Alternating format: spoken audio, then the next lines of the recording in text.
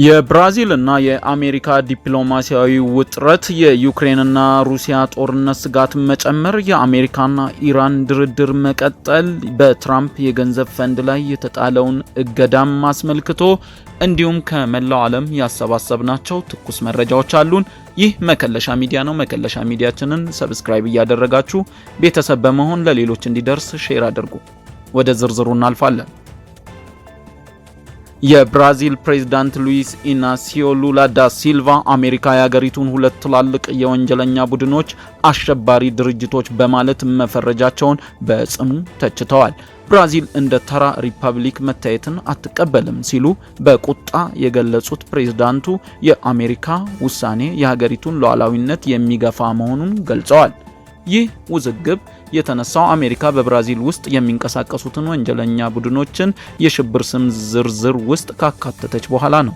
ብራዚል ይህንን የውጭ ጣልቃ ገብነት እንደሆነ በመቁጠር ከዋሽንግተን ጋር ያላትን ግንኙነት ሊያሻክር እንደሚችል ዲፕሎማቶች ስጋታቸውን እየገለጹ ይገኛሉ። የዩክሬንና ሩሲያ ጦርነት ስጋትም ጨምሯል።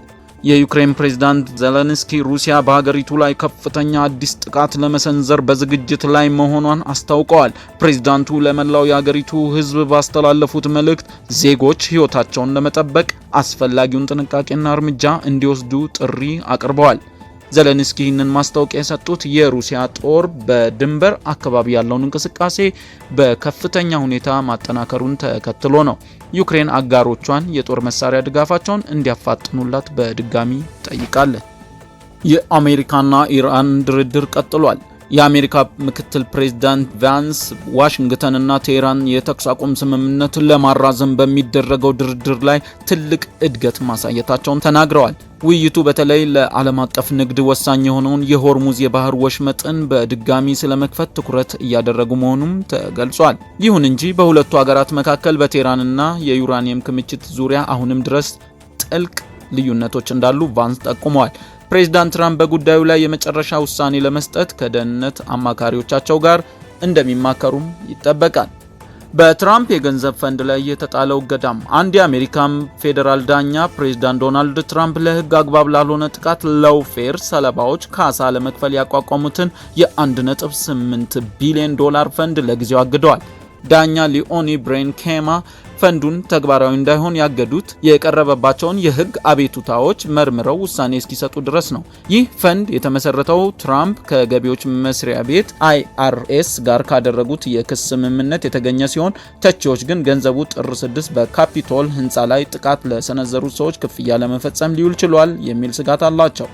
በትራምፕ አስተዳደር ስር ያሉ የሕግ ምርመራዎችም የአሜሪካ የፍትህ ሚኒስቴር በጸሐፊዋ ጂን ካሮል ላይ አዲስ ምርመራ መጀመሩን ተከትሎ በትራምፕ አስተዳደር ላይ ተቃውሞ እየበረታ ነው። በተመሳሳይ ፕሬዝዳንት ትራምፕ የቀድሞ የኤፍቢአይ ዳይሬክተር ጄምስ ኮሜ እና የኒውዮርክ ጠቅላይ አቃቢ ሕግ ሌቲሺያ ጄምስ እንዲከሰሱ ግፊት እያደረጉ መሆኑም ተዘግቧል።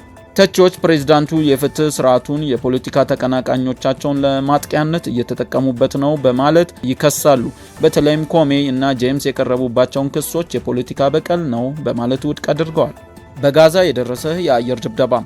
በጋዛ ሲቲ በሚገኘው የሻቲ የስደተኞች መጠለያ ካምፕ ውስጥ በእስራኤል በደረሰ የአየር ድብደባ አንድ ህንፃ መውደሙን የሚያሳይ አስደናቂ ተንቀሳቃሽ ምስል ወጥቷል። ጥቃቱ ከመድረሱ በፊት ለነዋሪዎች ማስጠንቀቂያ በመስጠቱ በሰው ህይወት ላይ የደረሰ ጉዳት አለመኖሩም ታውቋል።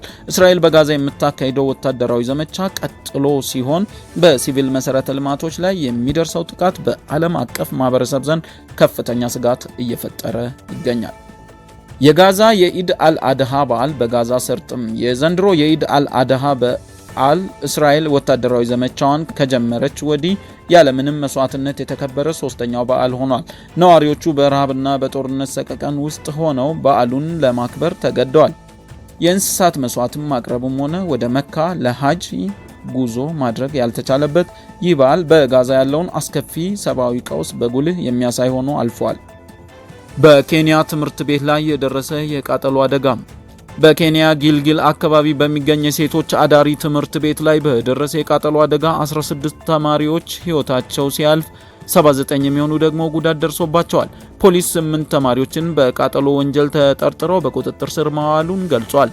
የተማሪዎቹ ወላጆች ስለ ልጆቻቸው ሁኔታ መረጃ ለማግኘት በሚጠባበቁበት ወቅት ከፍተኛ ድንጋጤና ቁጣ ውስጥ ነበሩ። የኬንያ የወንጀል ምርመራ ዳይሬክቶሬት አደጋው ታቅዶ የተፈጸመ ስለመሆኑ ተጨባጭ መረጃዎች መኖራቸውንም አስታውቋል። በሱዳን የተፈጸመ የንጹሃን ግድያ። በሱዳን ከፊል ወታደራዊ RSF ጋር ግንኙነት ያላቸው ታጣቂዎች በሰሜን ኮርዶፋን ግዛት 27 ንጹሃን ዜጎችን መግደላቸውን የሱዳን ዶክተሮች ማህበር አስታውቋል። ጥቃቱ የተፈጸመው በኢድ አልአድሃ በዓል ሁለተኛ ቀን ላይ ሲሆን አረጋውያንም የተገደሉት ውስጥ ይገኙበታል። ይህ ጥቃት የተፈጸመው ምንም አይነት ወታደራዊ እንቅስቃሴ በሌለበት መንደር ውስጥ መሆኑን የገለጸው የሕክምና ቡድኑ ድርጊቱን አረመኔያዊ ወንጀል ሲል አውግዞታል። በሱዳን ያለው የእርስ በርስ ጦርነት አሁንም በከፍተኛ ሁኔታ ቀጥሏል። በመጨረሻም በሱዳን የከፋ የራብ አደጋም። በሱዳን እየተካሄደ ባለው ግጭት ምክንያት ከ19.5 ሚሊዮን በላይ የሚሆኑ ዜጎች ለከፍተኛ ራብ መጋለጣቸውን የተባበሩት መንግስታት ሪፖርት አመላክቷል።